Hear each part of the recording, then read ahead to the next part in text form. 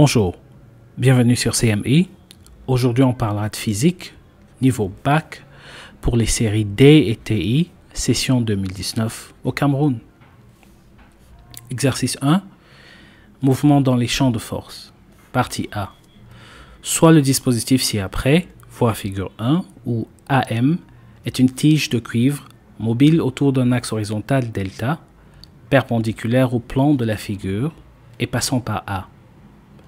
La tige AM baigne dans un champ magnétique B uniforme et son extrémité M plonge dans une cuve de mercure. On admettra que la longueur de la partie immergée dans le mercure est négligeable. On ferme le circuit. La tige s'écarte alors de sa position d'équilibre initiale d'un angle alpha vers la droite. Donc on disait tantôt que quand on ferme le circuit, tel quel, fermons le circuit. Voilà, en fermant le circuit, il y aura un courant qui va traverser le circuit,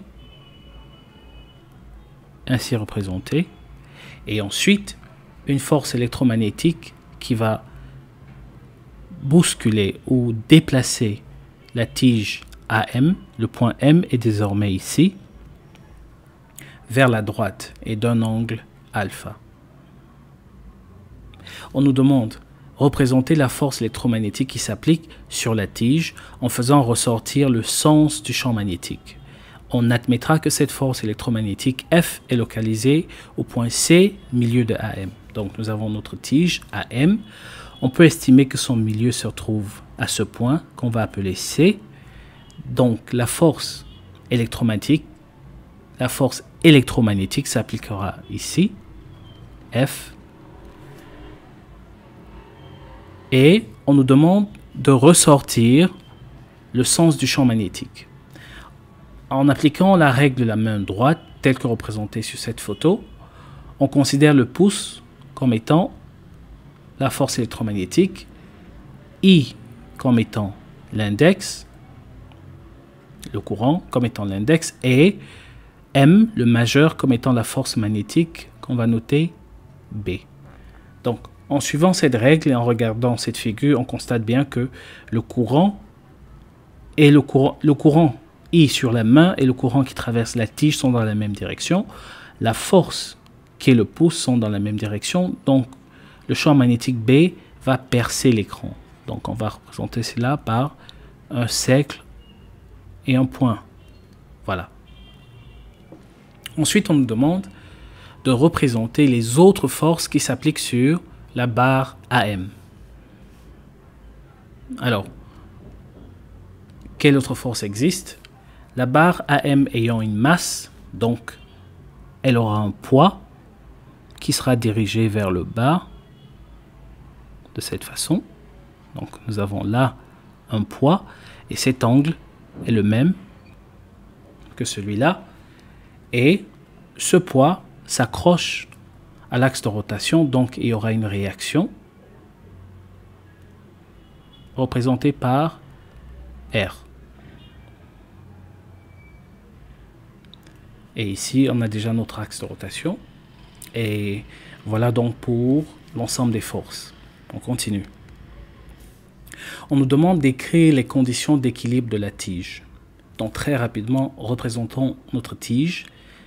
Nous avions dit tantôt qu'on avait notre tige. Ici était le point C. Nous avions le point A, le point M. Et les forces représentées, nous avions une force électromagnétique F, un angle de 90 degrés. Nous avions un poids P. Nous avions ici la position initiale de la tige qui s'est déplacée d'un angle alpha, qui est le même angle ici. Et nous avions la réaction du support, puisqu'on avait ici un axe de rotation au point A. Donc là, nous avons R. Et le tout baigne dans un champ magnétique B. Alors, quelles sont donc les conditions d'équilibre de la tige? Petit a, l'ensemble des forces qui s'appliquent à la tige doivent être dans le même plan. Donc, les forces doivent être coplanaires. Les forces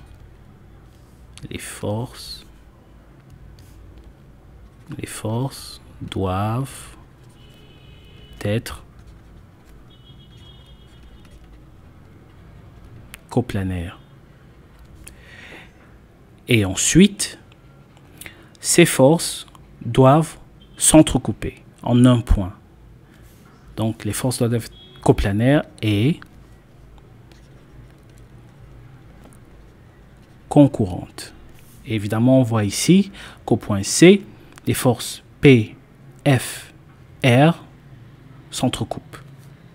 Première condition d'équilibre. Deuxième, on a affaire ici à un mouvement de rotation. Donc la tige s'est déplacée dans cette direction qu'on peut considérer comme étant le sens positif de rotation, sous l'action de la force F, et contre le poids. Donc, on peut dire qu'à l'équilibre, la somme des moments des forces qui s'appliquent à la tige en rotation sur l'axe delta sera égale à 0. En d'autres termes, nous aurions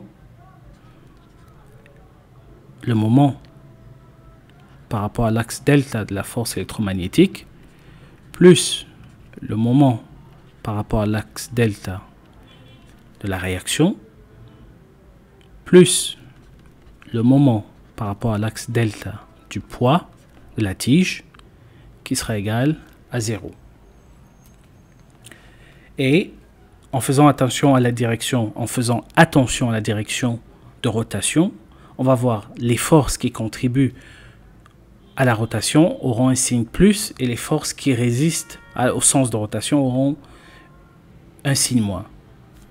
Alors, le moment est donc équivalent à, donc cette expression sera, le moment de la force sera l'intensité de la force par la distance entre l'axe de rotation et le point d'application de la force, AC, et le sinus entre ces deux vecteurs,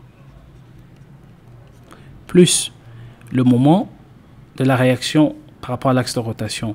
Donc la réaction passant par l'axe de rotation, son angle est égal à 0, donc elle est égale à 0, plus le moment de la force P qui est son intensité par la distance à l'axe de rotation AC par le sinus entre ce vecteur et le vecteur AC, le tout égal à 0.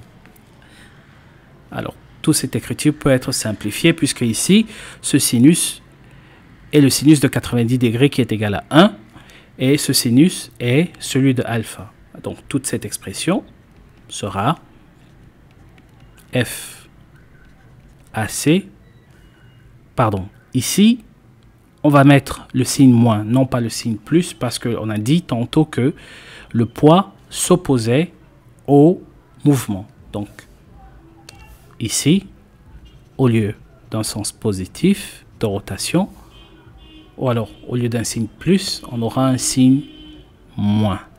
On aura un signe moins. Et voilà. Donc ici, on aura FAC moins PAC sinus de alpha, le tout égal à 0. Ce qui correspond à notre deuxième condition d'équilibre de la tige. Voilà. Ensuite, on nous dit, à partir de ces conditions d'équilibre, on déduit l'expression de l'angle alpha en fonction de M, G, I, L, B, puis sa valeur. Donc ici, on va admettre que B est la longueur de la barre qui est AM. Donc, on va déterminer l'expression de alpha et ensuite on va calculer sa valeur. Partant de cette expression, donc, qu'est-ce qu'on obtient? Nous avons F AC moins P AC sinus de alpha est égal à 0, d'où F sera égal, bon, allons étape par étape, on va dire F par AC sera égal à P AC par le sinus de alpha. Et les AC vont se simplifier. On aura donc le sinus de alpha qui sera égal à F sur P. Revenons. Donc, sinus de alpha étant égal à F sur P, on aura donc alpha qui sera égal sinus moins 1 de F sur P. Quelle est donc l'expression de F et quelle est l'expression de P? Nous aurons ceci qui sera égal à sinus moins 1. F, on sait que F est égal à bil sinus entre L et B. Donc, on aura ici F qui est égal à BIL par le sinus entre L et B. Le tout divisé par mg. Et on a bien vu que l'angle entre la tige et le champ magnétique est un angle droit. Donc ce sinus est égal à 1. D'où cette expression sera égale à sinus moins 1 de bil sur mg. En application numérique, puisqu'on devait déterminer l'expression de alpha et ensuite la calculer. Donc en application numérique, on aura alpha qui sera égal sinus moins 1 de B qui est de, nous avons la valeur de B 0,025 par l'intensité qui est 8 par la longueur 10 cm qui sera convertie en mètres, on aura 0,1 mètre. Le tout sur la masse 40 grammes en kilogrammes, 0,04 par l'accélération de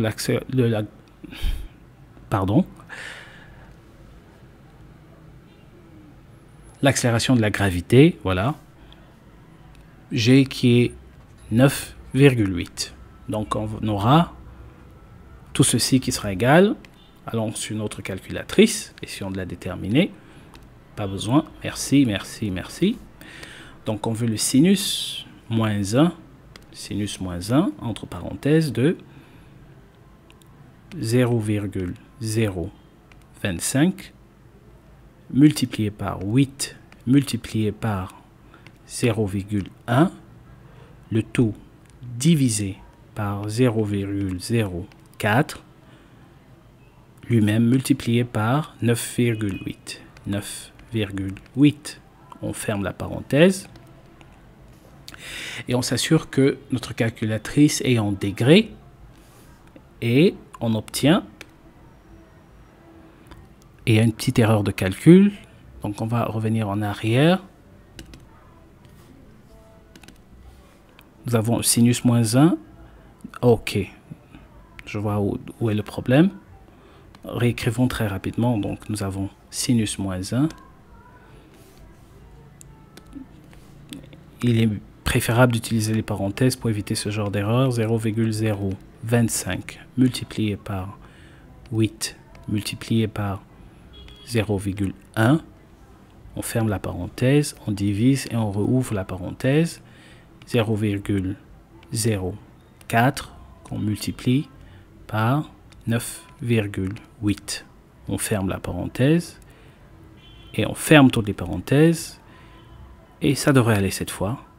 Effectivement, on a donc un angle en degrés de 2,92. Donc on revient ici, on écrit notre angle égal à 2,92 degrés.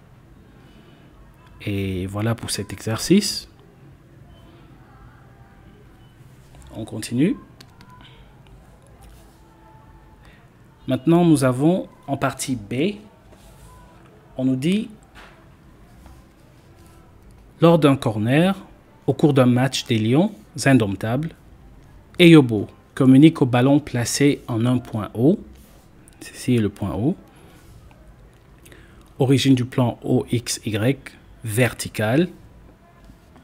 Une vitesse V0, voilà la vitesse V0, faisant un angle de 60 degrés. Donc alpha est égal à 60 degrés avec l'horizontale. On admettra que l'action de l'air sur le ballon considéré, ou alors est considérée comme... Non, retournons en arrière. On admettra que l'action de l'air sur le ballon, considérée comme un solide ponctuel, est négligeable et que l'accélération de la pesanteur dans ce stade est g égale à 9,8 mètres par seconde. Première question, définir la chute libre. Simplement, la chute libre est le mouvement d'un objet lorsqu'il est soumis à la seule action de son poids. Donc, mouvement d'un objet lorsqu'il est soumis à la seule action de son poids. À la seule action de son poids. Très bien. Premier point. Ensuite, on nous dit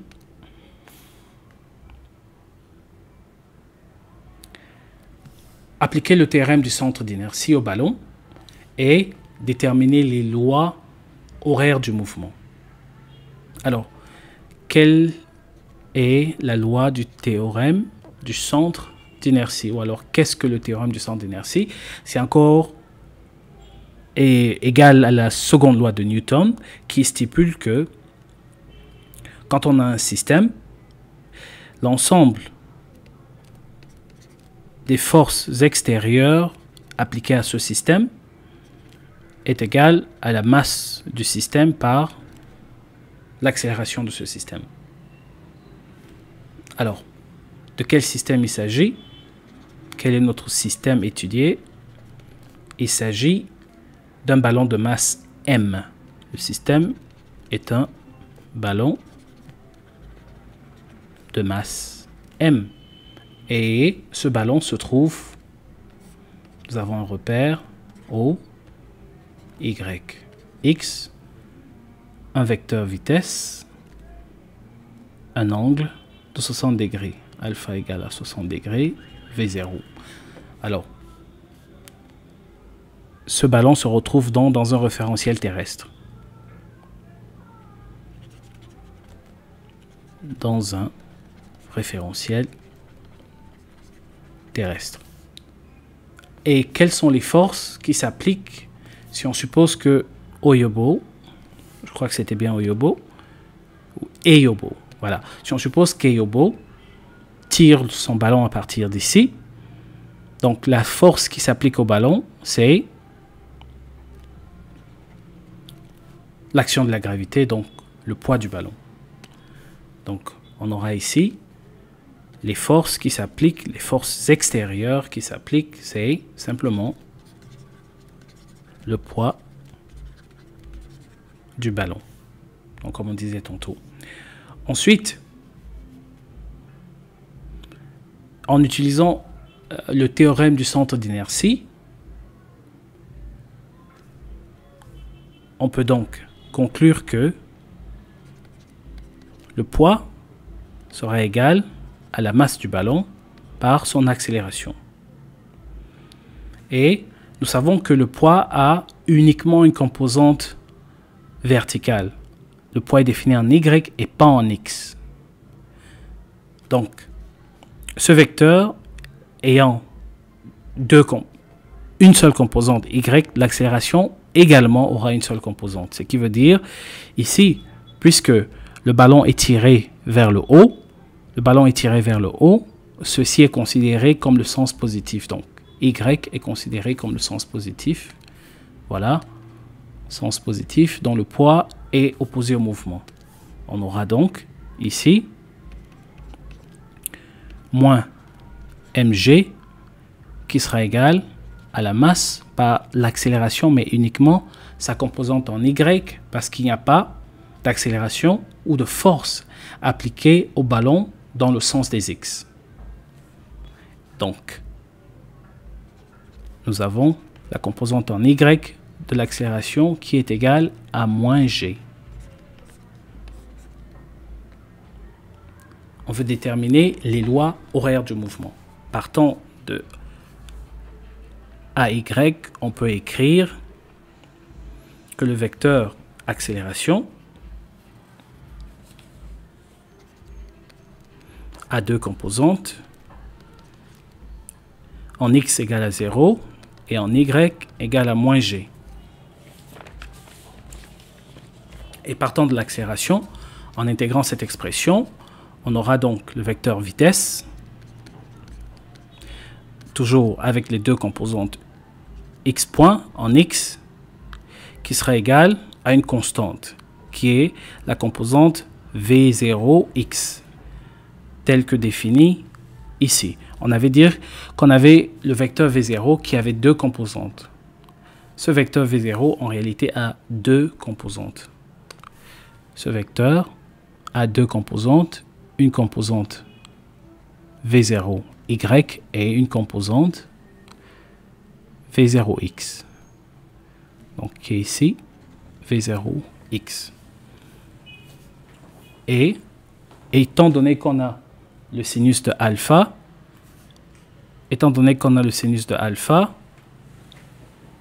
la composante en x sera donc ici, elle correspond au côté adjacent à l'angle alpha, donc v0x sera v0x par le cosinus de alpha. Et on aura la composante en y qui sera égale, en intégrant cette expression, on aura moins gt plus la composante en y de la vitesse initiale qui sera v0 en y, pardon, ici la composante v0x et v0 cosinus de alpha. Donc on doit éliminer ici le x. Le x n'existe pas, c'est simplement v0. Et pareillement ici, on aura v0 sinus de alpha. v0 sinus, voilà, v0 sinus de alpha. Et également, en intégrant cette expression, on aura OX en fonction du temps, qui aura deux composantes, X ici, qui sera égal à V0t cosinus de alpha, plus X0 qui est 0, et Y qui sera égal à moins 1/2 de gt carré, plus V0t sinus de alpha plus y0 qui également est égal à 0. Donc voilà pour l'équation horaire du mouvement. Ensuite, on nous demande, à partir de l'équation horaire du mouvement, en déduire l'équation de sa trajectoire. Donc, nous avions précédemment OX en fonction de t, qui avait deux composantes, en x, v0 t cosinus de alpha, et en y, on avait moins 1/2 de gt carré plus v0t sinus de alpha. On peut appeler cette équation équation 1, équation 2. Alors, à partir de l'équation, donc cette équation nous conduit à t qui est égal à, voilà, donc on est ici, on aura donc t qui sera égal à x sur v0 cosinus de alpha. Alors, pourquoi? Simplement parce que quand on demande de déduire l'équation de la trajectoire, on s'attend à une fonction de la forme y égale à une fonction de x. Donc, on va transformer l'équation horaire du mouvement en une équation de la courbe. Donc on utilise l'équation 1 et l'expression du temps qu'on remplace dans l'équation 2. Donc y passera d'une fonction de t à une fonction de x. Ce qui nous donne y en fonction de x qui sera égal à moins 1,5 de g t qui est x sur v0 cosinus de alpha, le tout au carré, plus v0 x sur v0 cosinus de alpha, le tout par sinus de alpha. Ce qui sera encore égal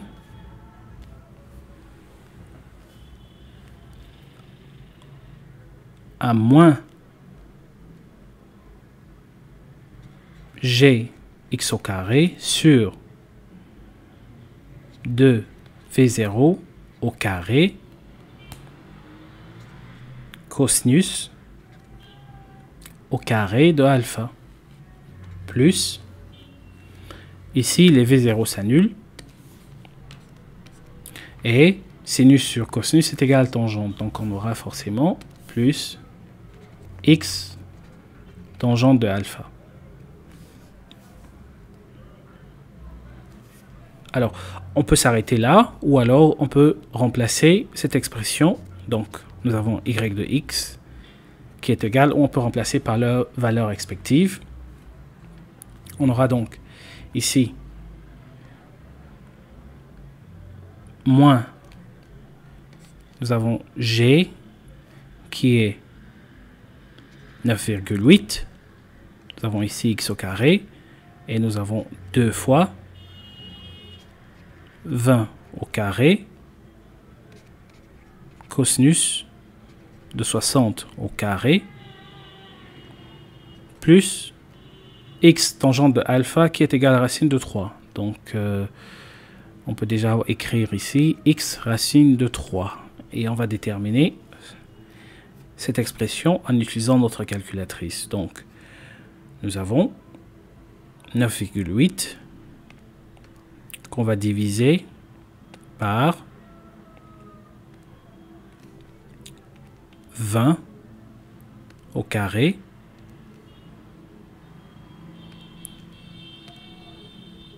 par le cosinus. Nous avons là le cosinus de 60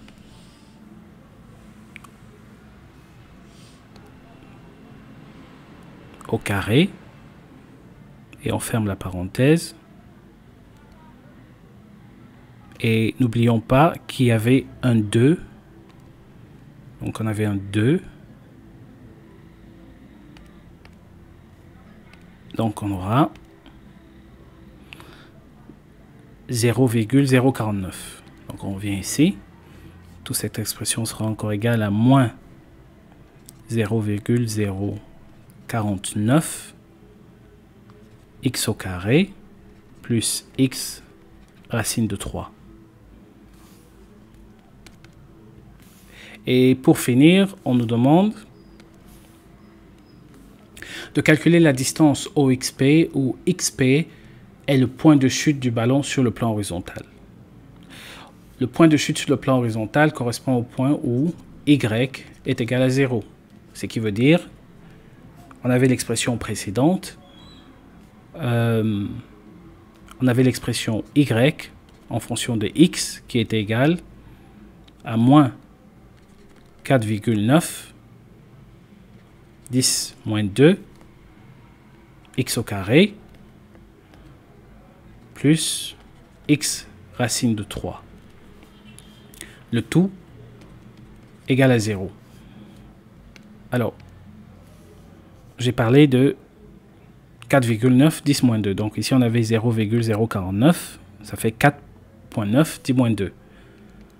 Donc tout ceci étant égal à 0, on peut simplifier cette expression en mettant un x en facteur. On aura donc moins 4,9 10 moins 2 x plus racine de 3. Le tout égal à 0. Donc déjà, dans cette expression, le premier x est égal à 0, mais ne nous intéresse pas. Ce qui nous intéresse, c'est le deuxième x. Donc, on peut considérer que toute cette expression peut se simplifier sous la forme moins 4,9 dit moins 2 x égale à moins racine de 3, d'où x sera égal à racine de 3 sur 4,9 dit moins 2. Alors, en application numérique, donc, voyons ce qu'on obtient.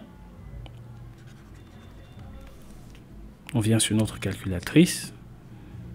Nous avons racine de 3 divisé par, toujours les parenthèses, 4,9 à la puissance moins 2. On ferme notre parenthèse.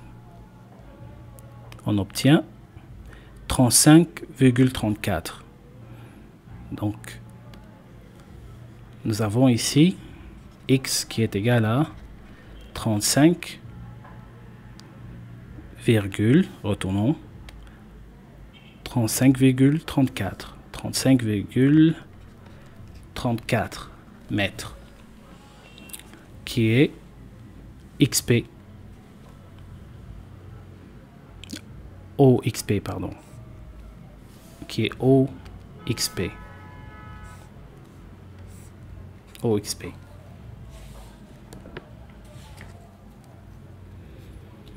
Et c'est tout pour cet exercice. C'était relativement long, mais il faut faire ce qu'il faut faire. Merci d'avoir suivi. Si vous avez aimé la vidéo, n'hésitez pas à visiter notre chaîne YouTube à CMI.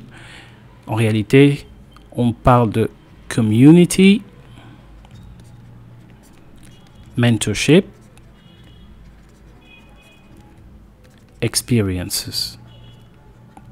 Alors, nous sommes à la fois sur YouTube et Facebook.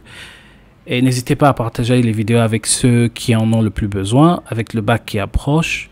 Merci de votre attention. Et si vous n'avez pas aimé, n'hésitez pas à commenter pour qu'on puisse faire mieux la prochaine fois. Merci et à bientôt. Bye.